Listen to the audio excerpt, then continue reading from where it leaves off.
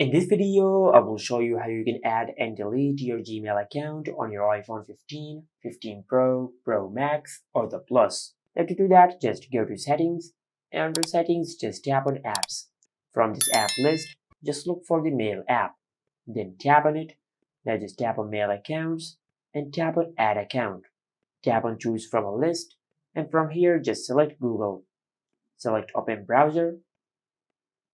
Now in this section, just enter the Gmail address which you want to log in. Now after you enter the Gmail address, then just tap on Done. And in this section, just enter the password of your Gmail address. After you enter the password of the Gmail address, then tap on Done and tap on Next.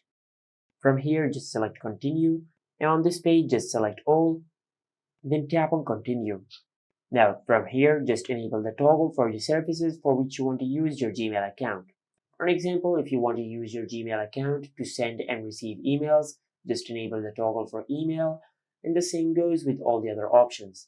Now once you have customized the settings, then select Save. And after you do that, you'll add your Gmail account to your iPhone, just like that.